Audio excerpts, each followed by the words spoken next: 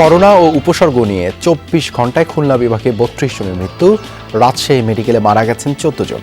সংক্রমণ আরও বাড়বে শঙ্কা বিশেষজ্ঞদের। জুলাইয়ের মাঝামাঝি পর্যন্ত এই বেড়ে যাওয়ার এই উল্লম্ফনের সম্ভাবনাটা কিন্তু আছে। ডেল্টার কথা চিন্তা করি, সেটা কিন্তু ছড়াতে পারে একজনের কাছ থেকে ৮ জনের কাছেও। এর জন্য আমাদেরকে অসম্ভব সাবধানতা অবলম্বন করতে হবে। কোভিড নন কোভিড চিকিৎসায় ভারসাম্য আনতে হিমশিম খাচ্ছে রাজশাহী মেডিকেল কর্তৃপক্ষ। অন্য রোগের চিকিৎসা নিতে গিয়ে ১৫ দিনে করোনায় সংক্রমিত ৩৫৩ জন। শাটডাউনের শঙ্কায় কর্মস্থল ছাড়ছেন অনেকেই। বিধিনিষেধের মধ্যে নারায়ণগঞ্জে অনুমোদনহীন যানবাহন আদায় করছে অতিরিক্ত ভাড়া। টাঙ্গাইলে ইউনিয়ন ছাত্রলীগ সভাপতির বিরুদ্ধে প্রতারণার অভিযোগ। এজেন্ট ব্যাংকিং গ্রাহকদের কোটি টাকা পকেটে পুরে লাপাত্তা। আমার ৯ লক্ষ টাকা এমনি করে আমার মাইরা নিয়ে সবুজ গেছে। আমার ছোট ভাই ১৪ লক্ষ টাকা থইছে ডাক্স বাংলায়। ডাক্স বাংলা রিসিভ আছে, আছে, টাকা নাই।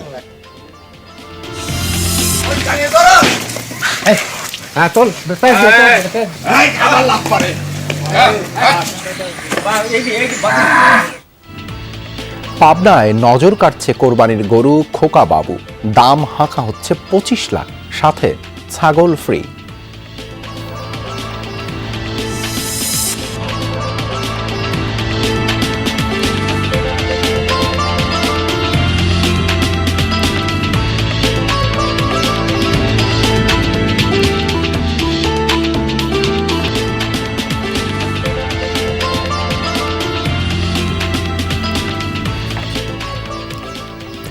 আমন্ত্রণ জানাচ্ছি বিরতিহীন সংবাদ সারা দেশে। আপনাদের সঙ্গে আছি আমি দেবাশিস রঞ্জন সরকার।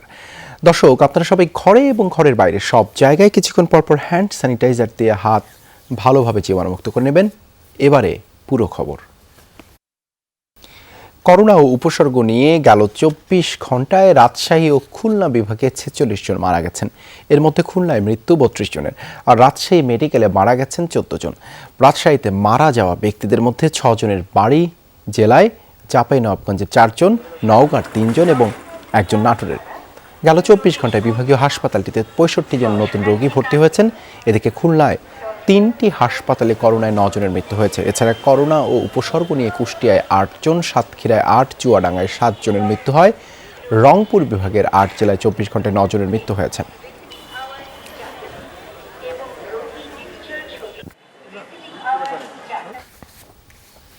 খুলনা থেকে যোগ দিচ্ছেন সহকর্মী প্রবীর বিশ্বাস। প্রবীর, আজ তো রেকর্ড সংক্রমণ হলো খুলনায়। এই মুহূর্তে হাসপাতালগুলোর কি পরিস্থিতি?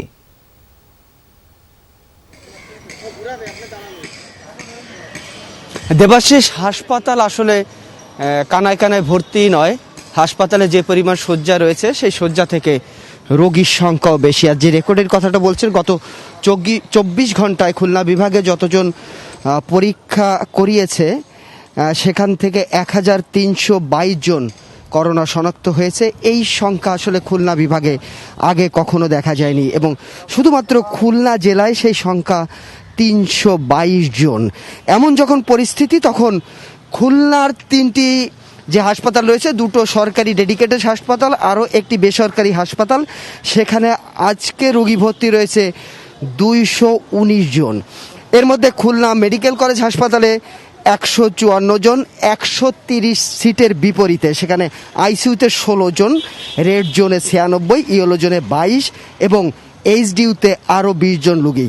অপরদিকে সদর হাসপাতালে মাত্র এক সপ্তাহ আগে যে ৭০টি নতুন শয্যা নিয়ে তারা করোনা ওয়ার্ড বা করোনা হাসপাতাল শুরু করেছিল, সেখানে ৬৯ জন রোগী রয়েছে, এবং বেসরকারি হাসপাতাল ১০০ শয্যার বিপরীতে ৯৬ জন রোগী রয়েছে।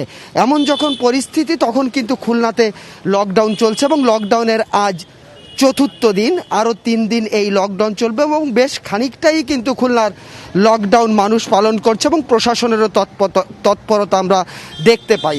তবে হু করে যেভাবে করোনা সংক্রমণের হার, হাসপাতালে করোনা রোগীর সংখ্যা এবং একই সাথে মৃতের সংখ্যা বৃদ্ধি পাচ্ছে, সেটি শঙ্কা করা হচ্ছে যে আগামীতে এই সংখ্যা বৃদ্ধি পেতে পারে। মানুষকে আরও বেশি সচেতন হতে হবে, একই সাথে প্রশাসনকে আরও বেশি কার্যকারী ভূমিকা রাখতে হবে। দেবাশিস।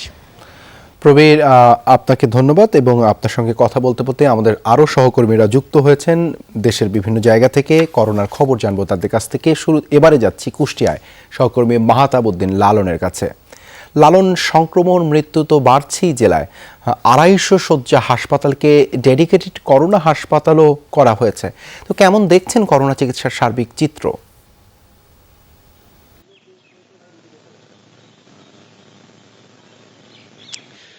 দেবাশিস, কুষ্টিয়ার সব থেকে বড় চিকিৎসা কেন্দ্র কিন্তু এই 250 শয্যা বিশিষ্ট কুষ্টিয়া জেনারেল হাসপাতাল, যে হাসপাতালটিকে কিন্তু পুরোটাই করোনা ডেডিকেটেড হাসপাতাল হিসেবে রূপান্তরিত করা হয়েছে। এবং সেখানে আগে থেকেও যদিও একটি ওয়ার্ডকে করোনা ওয়ার্ড হিসেবে আগে থেকে চিকিৎসা চলছিল, এখন কিন্তু পুরো হাসপাতালে কিন্তু করোনা আক্রান্তরা ভর্তি হবেন এবং ইতিমধ্যে কিন্তু সেই কার্যক্রম শুরু হয়েছে। বর্তমানে কিন্তু এই হাসপাতালটিতে 154 জন রোগী করোনা পজিটিভ যাদের হয়েছে তারা কিন্তু ভর্তি হয়েছেন এবং তাদের চিকিৎসা চলছে। আমি যদি আপনাকে একটু চিকিৎসার বিষয়ে বলি, এই হাসপাতালটিতে যদিও আইসিইউ নেই, তারপরে কিন্তু আসলে অন্যান্য যেসব সরঞ্জামাদি চিকিৎসা সরঞ্জাম সেগুলোরও কিন্তু কিছুটা ঘাটতি রয়েছে। যদিও অক্সিজেনের ঘাটতি বর্তমানে নেই, সে সংকটটি নেই, তারপরেও কিন্তু চিকিৎসকরা যেটি বলছেন যেভাবে রোগীর সংখ্যা দিন দিন বৃদ্ধি পাচ্ছে তাতে কিন্তু আসলে করোনা চিকিৎসার যেসব চিকিৎসা সরঞ্জামাদি সেগুলো কিন্তু আসলে পর্যাপ্ত মজুদ তাদের দরকার। আমি আপনাকে যদি একটু বলি, বর্তমানে কিন্তু কুষ্টিয়া জেলাতে 1540 জন করোনা আক্রান্ত রোগী রয়েছেন এবং যাদের 154 জন মাত্র হাসপাতালে ভর্তি, বাকিরা কিন্তু হোম আইসোলেশনে থেকে চিকিৎসা নিয়েছেন। গত 24 ঘন্টাতে মারা গেছেন 7 জন। প্রতিনিয়তই কিন্তু এই জেলার করোনা পরিস্থিতি খারাপের দিকে যাচ্ছে। বিশেষজ্ঞ চিকিৎসকরা যেটি বলছেন যে মানুষকে ঘরে রাখতে না পারলে এই পরিস্থিতি কোথায় গিয়ে দাঁড়াবে সেটি আসলে চিন্তার বিষয়।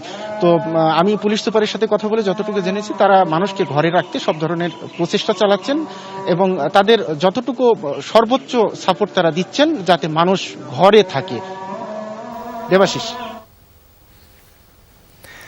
ধন্যবাদ লালন যুক্ত হবার জন্য। রাজশাহীর পরিস্থিতি জানাবেন সহকর্মী মওদুদ রানা। রানা, অনেকদিন ধরেই অতিরিক্ত রোগী আসছে হাসপাতালে, আইসিইউ এর কি অবস্থা সেখানে? ওয়ার্ডের পরিস্থিতিও আমরা জানতে চাই। দেবাশিস, রাজশাহী মেডিকেল কলেজ হাসপাতালে 22টি আইসিইউ রয়েছে। এর মধ্যে 20টি আইসিইউ করোনার কাজে ব্যবহৃত হচ্ছে এবং সেখানে 20টি রোগীর ভর্তি রয়েছে এবং এখানে আইসিইউর সংকট আসলে চরমে। কোনো ধরনের হঠাৎ করেই কেউ খুব বেশি আক্রান্ত হয়ে পড়লেও আসলে এখানে আইসিইউ নেওয়ার সুযোগ নেই। এখানে মূলত সিরিয়াল অনুসরণ করা হয়। এখানে যে রোগীর অবস্থা জটিল হন সেই রোগী আইসিইউতে স্থানান্তরিত করার ক্ষেত্রে তার নামের তালিকা দিতে হয়। এরপর যখন যে ক্রমিক অনুসারে তার সিরিয়াল আসে, অর্থাৎ 1 থেকে 10 পর্যন্ত কেউ যদি দিয়ে থাকেন তো 10 নম্বর সিরিয়াল আসার পরে তিনি সেখানে ভর্তি হতে পারেন। অন্যদিকে এখানে 15টি কেবিন রয়েছে, এখানে 17 জন রুগী ভর্তি রয়েছেন, অর্থাৎ কেবিনে 2 জন রুগী অতিরিক্ত ভর্তি রয়েছেন এবং আজ 66 জন অতিরিক্ত রুগী এখানে ভর্তি রয়েছেন। এখানে 307টি ওয়ার্ডের বেড রয়েছে, সেগুলোতে রুগী পরিপূর্ণ এবং যে অতিরিক্ত 66 জন রয়েছেন তারা ওয়ার্ডের বাইরে যেসব শয্যা রয়েছে অর্থাৎ মেঝে এবং আশেপাশে অতিরিক্ত যে বেডগুলো তৈরি করা হয়েছে সেখানে অবস্থান করছেন। চিকিৎসকরা বলছেন যে এই বাড়তি রোগীদের ক্ষেত্রে নিরবিচ্ছিন্ন অক্সিজেন সরবরাহ করা একটি চ্যালেঞ্জের ব্যাপার। এখানে মূলত অক্সিজেন কনসেন্ট্রেটরের মাধ্যমে অক্সিজেনের ব্যবস্থা করা হয় এবং একই সাথে সিলিন্ডার অক্সিজেনের ব্যবস্থা করা হয়।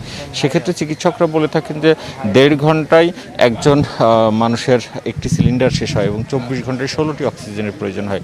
700-র মতো সিলিন্ডার রয়েছে, সেই ক্ষেত্রেও আসলে এক ধরনের সংকট তৈরি হয়েছে। সব মিলিয়ে যেহেতু বেশি সংখ্যক রুগী সেহেতু বেশি সংখ্যক চ্যালেঞ্জ এবং দিন দিন যেহেতু বেশি হারে রুগী বৃদ্ধি হচ্ছে সে কারণেই আসলে সংকটগুলো খুব জটিল অবস্থায় যাচ্ছে। দেবাশিস। রানা, ধন্যবাদ যুক্ত হবার জন্য। যাব সীমান্তবর্তী জেলা কুড়িগ্রামের সংক্রমণের খবর জানতে নাজমুল হোসেনের কাছে। নাজমুল, মাঝে তো বেশ খারাপ হয়েছিল আপনার জেলার পরিস্থিতি, এখন সংক্রমণের হার কেমন সেখানে?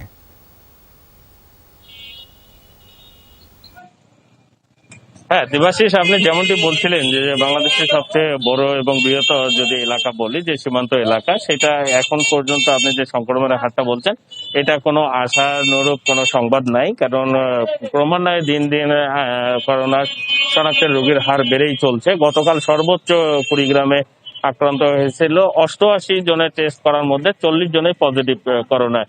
তো আর একটা দুঃসংবাদ যেটা আমরা বলতে পারি সেটা হচ্ছে কুড়িগ্রামের যে সীমান্ত এলাকাবর্তী অঞ্চলগুলো রয়েছে সেখানটায় জ্বরের প্রকোপগুলো বেড়ে গেছে। যে অন্যান্য যে ঋতু ভেদে যে জ্বরগুলো হয়, টাইফয়েড, ম্যালেরিয়া, এরকম বিভিন্ন জ্বরের, তার পাশাপাশি মৃত্যুর হারটাও আমরা বিভিন্ন জনপ্রতিনিধির কাছ থেকে জানতে পেরেছি মৃত্যুর হারটাও অনেক বেড়ে গেছে। হ্যাঁ, তো সেই ক্ষেত্রে কুড়িগ্রামের যে অবস্থা যদি আমরা বলতে যাই এক কথায় যে খুব একটা ভালো সংবাদ নাই কুড়িগ্রামের জন্য। আর করোনায় দিন দিন মানুষজনের যে সচেতনতার অভাবটা বেড়ে চলেছে সেটা প্রশাসনের যেরকম তারা রোগীর মানুষজনদেরকে সচেতন করার জন্য যে উদ্যোগটা নিছে, আসলে সাধারণ মানুষের দায়বদ্ধতা থেকেও মানুষজন কিন্তু সেই জায়গাটা পালন করে না, যার কারণে সমস্যাটা হয়ে যাচ্ছে দিন দিন বেশি। যেমন গতকাল পর্যন্ত কুড়িগ্রামে যদি শনাক্তের হার বলি, করোনা শুরু থেকে 1570 জন, আর এর মধ্যে মৃত্যুবরণ করেছে 29 জন গতকাল পর্যন্ত। তো সাধারণ মানুষ যদি নিজ উদ্যোগে সচেতন না হয়, আসলে স্বাস্থ্য বিভাগ বা প্রশাসন তা দিয়ে ক্রমে করোনার যে শনাক্তের যে হার কমিয়ে নিয়ে আসার বিষয়টি, সেটা একদম মোটেই সম্ভব না। দেবাশিস।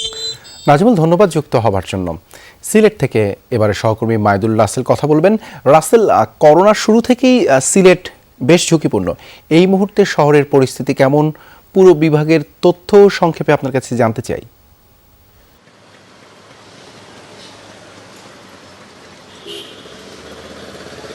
দেখুন, আসলে গত কয়েকদিন সারা দেশব্যাপী করোনার যে তাণ্ডব, সেই তুলনায় কিছুটা সিলেটের অবস্থা ভালো তেমনটা বলতে পারি। কারণ হচ্ছে সারা দেশেই যেরকম মারা যাচ্ছেন, শনাক্তের হার যেমন, সিলেটে কিন্তু তেমনটি নয়। গত 24 ঘন্টায় সিলেট অঞ্চলে 3 জন মৃত্যুবরণ করেছেন, 155 জন আক্রান্ত হয়েছেন, যেটি কিছুদিন আগেও কিন্তু আরও অনেক বেশি ছিল। মৃত্যুর হার যেমন বেশি ছিল, শনাক্তের হারও তেমন বেশি ছিল।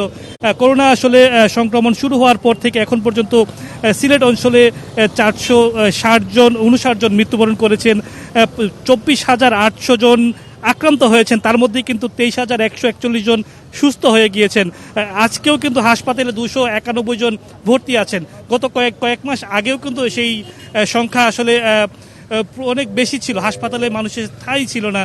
সেই তুলনায় আসলে এই রকম পরিস্থিতি কিছুটা ভালো বললেও স্বাস্থ্য বিভাগের কর্মী যারা রয়েছেন, যারা দায়িত্বপ্রাপ্ত, তারা কিন্তু বলছেন সীমান্তবর্তী জেলা হিসেবে সিলেটে গত কয়েকদিনের তুলনায় আজকে যেমন মৃত্যুর হার কমলেও শনাক্তের হার বেড়েছে, তেমনটি তারা বলছেন আমরা যদি সতর্ক না হই তাহলে হয়তো এই হার আরও অনেকটাই বেড়ে যাবে, তেমনটি বলছেন। তবে তারা খুব সতর্ক থাকার জন্য সবাইকে বলেছেন এবং সীমান্ত যেরকম বন্ধ রয়েছে তেমন সেদিকে একটু নজরদারি করার জন্য কিন্তু স্বাস্থ্য বিভাগ থেকে পরামর্শ দিয়েছে এবং জেলা প্রশাসনও অনেকটাই সতর্ক রয়েছে।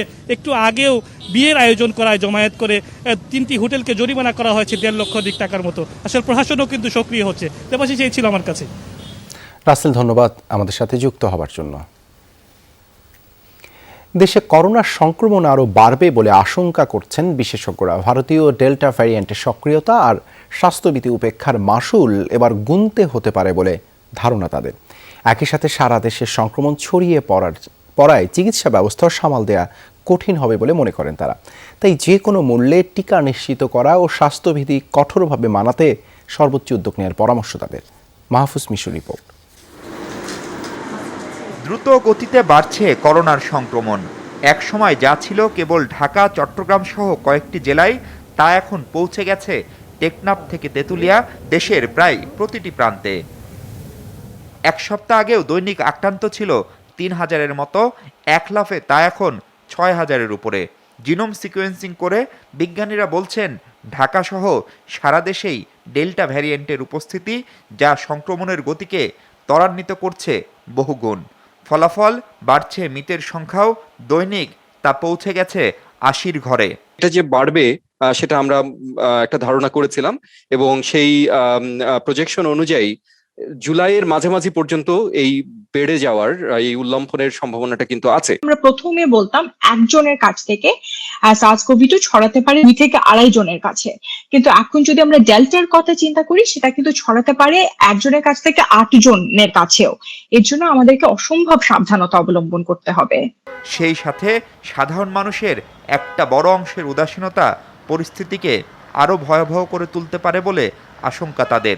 এরই মধ্যে সংক্রমণ ঠেকাতে সারা দেশে শাটডাউনের কথা চিন্তা করছে সরকার।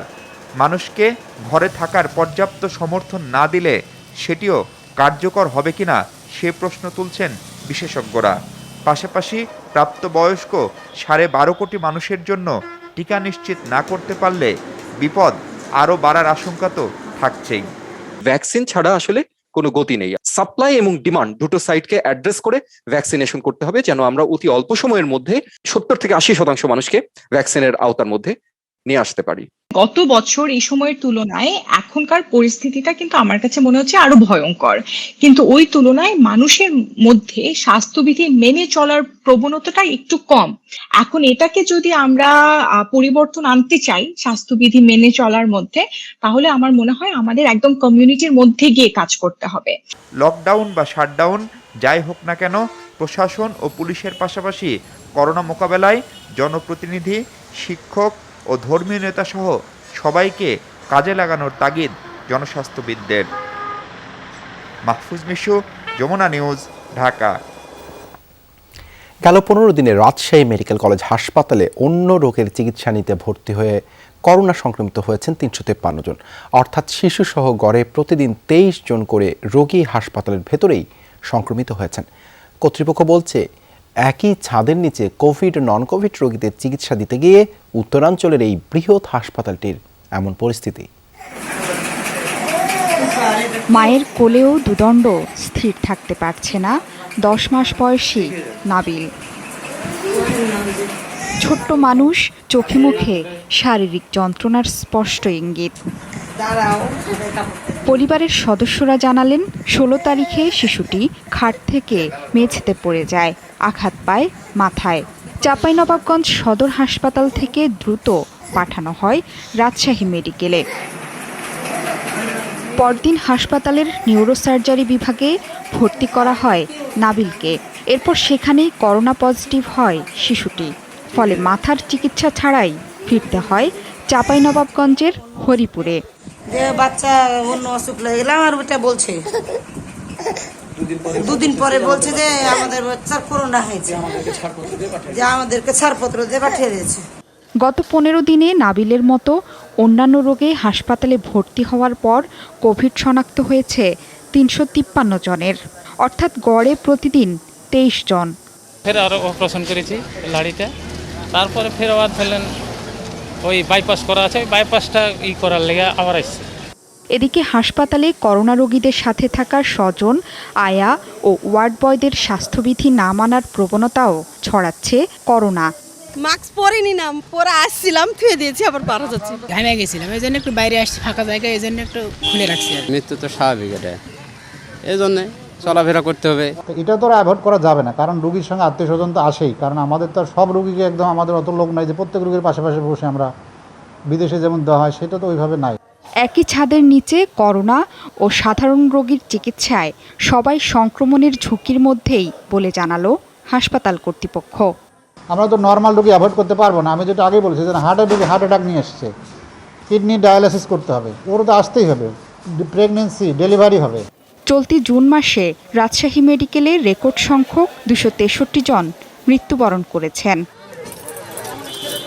জোহরা সেতু, যমুনা নিউজ। ঠেকানো যাচ্ছে না রাজধানীতে মানুষের প্রবেশ ও বাহির। ছুটির দিনে ঢাকায় আসার সংখ্যা কিছুটা কম থাকলেও বাড়ি যাওয়া মানুষের সংখ্যা বেশি। ফেরিগুলোতে ছিল দিনভর ভিড়। দূরপাল্লার বাস বন্ধ থাকলেও ভেঙে ভেঙে বিভিন্ন গাড়িতে রাজধানীর প্রবেশ মুখে আসছেন তারা, তারপর হেঁটেই পার হচ্ছেন চেকপোস্ট। লকডাউনের মধ্যেও ঢাকামুখী এবং ঢাকা ছেড়ে যাওয়া মানুষের স্রোত। ছুটির দিনে শিমুলিয়া, বাংলাবাজার ফেরিঘাটে দক্ষিণাঞ্চলগামী বিপুল সংখ্যক যাত্রীর ভিড়। দূরপাল্লার বাস বন্ধ থাকলেও ভেঙে ভেঙে ঘাটে পৌঁছাচ্ছেন তারা। লঞ্চ ও স্পিড বোট বন্ধ থাকায় ফেরিতে পদ্মা পাড়ি দিচ্ছেন। আসতে খুব কষ্ট হচ্ছে, যানবাহন পাওয়া যাচ্ছে না। কেউ মোটরসাইকেলে, কেউ রিক্সায়, কেউ ভ্যানে এইভাবে আসতেছে। বাধ্যতামূলক চাকরি করি দেখা এখন আমি যদি না যাই তাহলে আমার বলছে মালিকে বলছে যে জব ছাড়িয়ে দিতে হবে। রাজধানীমুখী মানুষের চাপও কম নয়। এ অবস্থায় করোনা সংক্রমণ থেকে রাজধানীকে রক্ষার কৌশলও কাজে আসছে না তেমন। লকডাউনের বাইরের জেলার গাড়ি ভেতরে প্রবেশ এবং ঢাকা থেকে বাহির হচ্ছে না। তবে চেকপোস্টের দুই পারে গাড়ি থেকে নেমেই হেঁটে অন্য পাশে যাচ্ছেন মানুষ। আমাকে যে বাল বাচ্চা আছে, বউ লাইন আছে, হেদেরে খাওয়াইবে কে? হেদের রিজনেক বিদেশের লাইন। বর্তমান প্রধানমন্ত্রী আমরা গড়তন 10 বছরও বাইরামু না। রান্না বান্না করা খুব সমস্যা হচ্ছে, এই জন্য ওনার বাসায় চলে যাচ্ছে। যে বাইরেছি দেখি যদি দিয়ে আইবার পারি, আবার আইজি আমি ফিরুম, আর যদি না যাইবার পারি তাহলে রিটার্ন ঘুরে আসুন। ঢাকা থেকে বের হতে কিংবা প্রবেশে গাড়ি ঘুরিয়ে দেয়ায় আমিনবাজারে তৈরি হয় যানজট। এতে ক্ষোভ প্রকাশ করেন সাধারণ মানুষ। লকডাউনের গ্রহণযোগ্যতা নিয়ে প্রশ্ন তোলেন তারা। গাড়ি বন্ধ, গাড়ির ভিতরে খালি করোনা, আর কোথাও করোনা নাই। লোকের ভিতরে করোনা নাই, এই লোকগুলো আরো গায়ে গায়ে গাদাগাদি করে যাইতেছে। গাড়ি বন্ধ না করে মানুষই বন্ধ করে দেয়। দূরের পথে যেতে বেশি ভাড়া দিয়ে প্রাইভেট কার, মাইক্রোবাস ভাড়া করে যাচ্ছেন অনেকেই। ভাড়া অনেক বেশি, ডাবলের চেয়ে ডাবল। 500 টাকার ভাড়া 1500 টাকা। পুরো লকডাউনের মতোই লকডাউন হওয়া উচিত, আদারওয়াইজ এটা লকডাউন তো না। আপনি লকডাউনের কথা বলে ওখানে বসে বসে অর্ডার দিবেন আর এইভাবে মানুষকে এইভাবে মানে কষ্ট দিবেন, এটা তো হতে পারে না। যত শত শত লোককে আমরা জিজ্ঞেস করার মতো না। যদি যাদের মাস্ক নেই এদেরকে আমরা মাস্ক পরানোর চেষ্টা করতেছি, আর দু একজনকে জিজ্ঞাসাবাদ করা হচ্ছে যে আপনি কই যাচ্ছেন, বলতেছে সাবাদ বলছে পরে, আর কিছু করা নেই। ওইজনের খাতের বা মানুষের খাতের ভিড় হচ্ছে। এভাবে নানা অজুহাতে চলাচল অব্যাহত থাকলে করোনা সংক্রমণ কোনোভাবেই ঠেকানো সম্ভব হবে না বলে বলছেন প্রশাসন সংশ্লিষ্টরা। ইব্রাহিম খলিল, যমুনা নিউজ, ঢাকা। লকডাউনে গণপরিবহন বন্ধ, এই সূচকে অফিসগামী যাত্রীদের কাছ থেকে কয়েক গুণ বেশি ভাড়া আদায় করছে অটোরিকশা ও অনুমোদনবিহীন যানবাহনগুলো। প্রাইভেট কার ও মাইক্রোবাসে যাত্রী টানার ব্যবসায় নেমেছেন চালকরা। হাইওয়ে ছেড়ে শহরের পথে গেলে আদায় করা হচ্ছে আরও বেশি ভাড়া।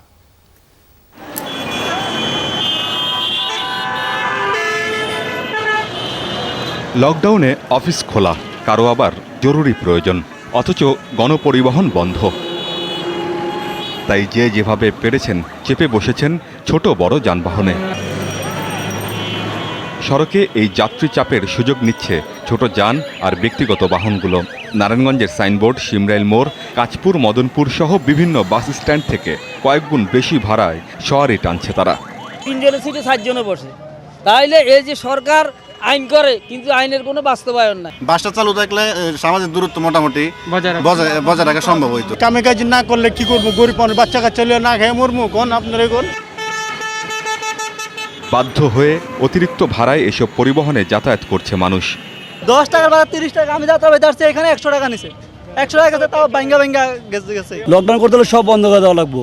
রাস্তাঘাটে কোনো গাড়ি চলতে পারবো না, প্রাইভেট কিছু করবো না। গার্মেন্টসের চাকরি করি আমরা, সময় মতন ডিউটি করতে পারি না, কিছু করতে পারি না, গাড়ি ঘোড়া কিছু পাই না আমরা। অনুমোদনহীন যানবাহনে যাত্রী পরিবহন হলে ব্যবস্থা নেওয়া হচ্ছে, জানালো হাইওয়ে পুলিশ। পিকআপে যাত্রী তোলা হচ্ছে বা মাইক্রোবাস ভাড়ায় চলাচল করছে, সেগুলোকে আমরা যেগুলোকে ধরতে পারছি তাদের বিরুদ্ধে আমরা প্রসিকিউশন দিচ্ছি। আমিন বাবু, যমুনা নিউজ। টাঙ্গাইলের বাসাইলে এজেন্ট ব্যাংকিংয়ের জমা দেয়া অর্ধশত গ্রাহকের টাকা নিয়ে পালিয়েছে এক ইউনিয়ন ছাত্রলীগের নেতা। টাকার অঙ্কে তা কোটি ছাড়াবে। প্রতি মাসে গ্রাহকের জমা দেয়া টাকা ব্যাংকে না দিয়ে তিনি ঢোকাতেন নিজ পকেটে। গ্রাম্য সালিশে টাকা ফেরত দেওয়ার আশ্বাস দিয়েই পরদিনই গা ঢাকা দিয়েছেন অভিযুক্ত ওই নেতা। যে রিসিভ দিছে, রিসিভের মধ্যে 1 লক্ষ টাকা উঠাই দিছে, কিন্তু অ্যাকাউন্টে জমা হয়েছে 10,000 টাকা। আমার ছোট ভাই 2 লক্ষ টাকা থইছে ডাক্স বাংলায়। ডাক্স বাংলা রিসিভ আছে, আছে, টাকা নাই। 22 টাকা 32 পয়সা আছে। এই ভুক্তভোগীদের মতো আরও অনেকে আছেন যারা জমানো টাকা না পাবার শঙ্কায় দিন পার করছেন। তারা জানান, বাসাইল উপজেলার আইসরা বাজারে একটি বেসরকারি ব্যাংকের এজেন্ট ব্যাংকিংয়ের মাধ্যমে তারা অ্যাকাউন্ট খোলেন। প্রতি মাসে টাকা জমা দিলেও স্থানীয় এজেন্ট ফুলকি ইউনিয়ন ছাত্রলীগ সভাপতি সরওয়ার হোসেন সবুজ টাকা ব্যাংকে জমা না করে ভুয়া রসিদ দিতেন। আমার অ্যাকাউন্ট ডিপোজিট করছি, ডিপোজিটে কোনো টাকা নাই, 5-6 মাস ধরে ডিপোজিট জমা হইতেছে না। আর ফিস সাথে 2 লাখ টাকা রাখছি, ওই 2 লাখ টাকাও নাই। আমার 9 লক্ষ টাকা এমনি করে আমার মাইরা নিয়ে সবুজ গেছে গা। সবাই সহজ সরল ভাইবে মানে সবার কাছে এরকম ভাবে ফল্টগুলা করছে। আপনার ওর হইলো এমনি পাশাপাশি একটা হইলো টাঙ্গাইল একটা পদ্মা ক্লিনিক আছে। প্রায় 4 বছর ধরে অনেক গ্রাহকের টাকা নিজ পকেটে পড়েন সবুজ। অ্যাকাউন্টের হিসেব চাইলে কখনো সার্ভার, কখনো অন্য কোনো সমস্যার কথা বলে এড়িয়ে যেতেন। সম্প্রতি কয়েকজন গ্রাহকের সন্দেহ হলে তারা খোঁজ নেন টাঙ্গাইল জোনাল অফিসে।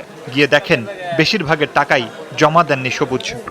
টাকা চাই আমরা, বিচার দেখি আমাকে টাকা পাইলে আমাকে জীবন। এজেন্ট আনছে 10 জনের সেবা করার জন্য, এটা তো সেবার না, এটা তো দুর্নীতি করছে, দুর্নীতির বিচার চাই আমরা সবাই।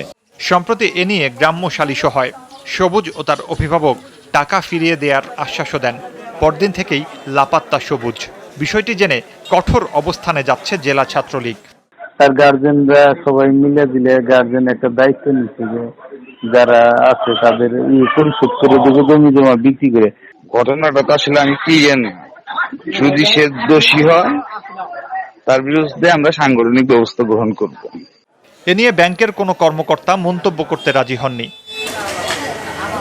মুর্শিদুজ্জামান হিমু, যমুনা নিউজ। পঞ্চগড়ে রাতের আধারে চা পাতা তুলে জীবিকা নির্বাহ করছে বহু চা শ্রমিক, যারা রাতের চা শ্রমিক হিসেবেই পরিচিত। শ্রমিকরা বলছেন, আগে দিনের খরতাপে চা পাতা তুললেও খুব একটা লাভ হতো না। পাতা সতেজ রাখতে 2 বছর ধরে রাতেই চা পাতা তুলছেন তারা। এতে লাভও হচ্ছে ভালো। সচ্ছলতা ফিরছে বহু পরিবারে।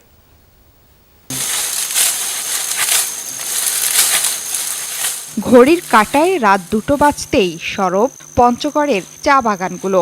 মাথায় টর্চ জ্বালিয়ে পাতা তুলছেন শ্রমিকরা। তারা রাতের শ্রমিক। দিনে কড়া রোদেই পাতা তুলতেন চা শ্রমিকরা। এতে ভোগান্তি যেমন হতো, তেমনি শুকিয়ে যেত পাতা। সেই পাতা নিতে চাইতো না কারখানা মালিকরা। সমস্যা থেকে উত্তরণে 2 বছর ধরে মধ্যরাত থেকে পাতা তুলছেন শ্রমিকরা। রাতের স্নিগ্ধ পরিবেশে ভোগান্তি কম, পাওয়া যায় সতেজ পাতাও। হঠাৎ করে আমাদের ভোর টাইমে করে আর কি পাতা নেয় মালিক, ভোর টাইম করে ফেটকিরি নিতেছে, তো কাটতে কাটতে পরে আমরা আস্তে আস্তে মানে রাত করে কাটা শুরু করে দিচ্ছি। দিনের বেলায় মনে করেন রোদ উঠলে রোদের জন্য পাতা কাটা বেশি আগায় না। দিনের বেলা পাতা কাটতাম তখন পাতাটা শুকায় যেত রোদে আর কি, এই পাতাটা ফ্যাক্টরি নিতে যেত না। শ্রমিকরা বলছেন, রাতে চা পাতা তোলায় দিনে সময় দেন কৃষিকাজে। এতে সংসারে যোগ হচ্ছে বাড়তি অর্থ। আর সতেজ পাতার চাহিদা থাকায় লাভের মুখও দেখছেন বাগান মালিকরা। পাতা কাটার কাজ করি প্লাস কৃষি কাজ করি, কৃষিকাজের ফাঁকে গরু দেখাশোনা করি, চার কাজ করি। মোটামুটি 5 থেকে 600 টাকা করে ইনকাম হয়। শ্রমিকদেরও লাভ হচ্ছে, আমাদেরও লাভ হচ্ছে, কারণ পাতাটা এত সতেজ থাকতেছে। সকাল সকাল পাতাটা দিয়ে দিই আমরা। চা বোর্ডের কর্মকর্তা জানান, সমতলের চা শিল্পে পঞ্চগড়ের আর্থসামাজিক উন্নয়নের পাশাপাশি ভাগ্য পরিবর্তন হয়েছে শ্রমিকদের। উত্তরাঞ্চলে যে চা বাগান এবং চা কারখানা রয়েছে তার সাথে প্রায় 20 থেকে 25 হাজার চা শ্রমিক জড়িত রয়েছে এবং এই সবাই এই চা চাষের মাধ্যমে তাদের আর্থসামাজিক উন্নয়ন সহ ভাগ্য পরিবর্তন করতে সক্ষম হয়েছে। রাতে চা পাতা তুলতে এক একটি দলে শ্রমিক থাকেন 10 থেকে 15 জন। আগ্রহী হয়ে উঠছেন অন্য শ্রমিকরাও। জোহরা সেতু, যমুনা নিউজ। পাবনায় খোকাবাবু নামের একটি গরু নিয়ে হইচই পড়েছে। কোরবানিতে 25 লাখ টাকায় এটি বিক্রি করতে চান মালিক। উপহার হিসেবে ক্রেতাকে একটি ছাগল দিতে চান লিটন মোল্লা। ভালোবেসে নাম দিয়েছেন খোকাবাবু, তবে স্বভাবে তেমন নয়, তেজটা বড্ড বেশি। নাম দেওয়ার গল্পটা বেশ মজার। 2 বছর আগে যেদিন গরুটি কিনে বাড়িতে আনেন পাবনার লিটন মোল্লা, সেদিনই পরিবারে আসে আনন্দের খবর। ঘর আলো করে জন্ম নেয় পুত্র সন্তান। শখ করে গরুর নামটাও রেখে দেন খোকাবাবু। আমার গরুর সাথে আমার খুব ভালো একটা সম্পর্ক। আমার গরু যদি একটা দিন মানে কম খায়, সেদিন আমার আর কিছু ভালো লাগে না, সেদিন আমিও সারাদিন না খাইয়ে থাকি। অস্ট্রেলিয়ান ফ্রিজিয়ান জাতের গরু খোকাবাবু। এবার শখের গবাদি পশু কোরবানির হাটে তুলতে চান লিটন মোল্লা। দাম চাইছেন 25 লাখ টাকা। দাবি ওজন 35 মণ। খোকাবাবু কিনলে উপহার হিসেবে মিলবে একটি ছাগলও। আমার গরুটার দাম চাচ্ছি আমি 25 লক্ষ টাকা। তার সাথে আমি আমার এই 30 থেকে 35 কেজি একটা ছাগল ফ্রি করে দেব, এবং এই ছাগলটাও এই গরুর সাথে ছাগলের সম্পর্ক আছে। ছাগল আর গরু খেলা করে, এই জন্য আমি ছাগলটা দিয়ে দেবো। কোরবানির সামনে রেখে পাবনায় ব্যস্ত সময় কাটছে আরও খামারিদের, কিন্তু গো খাদ্যের দাম বৃদ্ধিতে হিমশিম অবস্থা। তবুও হতাশ না হওয়ার পরামর্শ প্রাণী সম্পদ কর্মকর্তাদের। সামনে যে কুরবানি রয়েছে, আমি আশা করি ইনশাআল্লাহ আমাদের ধর্মপ্রাণ মুসলমান সবাই যারা কুরবানি দিয়ে থাকে এবারও দিবে, এবং আমাদের খামারিদের যে আশঙ্কা এটা থাকবে না। হাট ঠিক মতো বসবে, ইনশাআল্লাহ সবাই কুরবানি দিবে, এবং আমাদের খামারিরা যে কষ্ট করে গরুর হৃষ্টপুষ্টকরণ করেছে তারা সঠিক দাম পাবে। পাবনায় খামারি আছে প্রায় 21,000। ওবায়দুর রহমান, যমুনা নিউজ। দর্শক, এই ছিল সংবাদ সারা দেশে।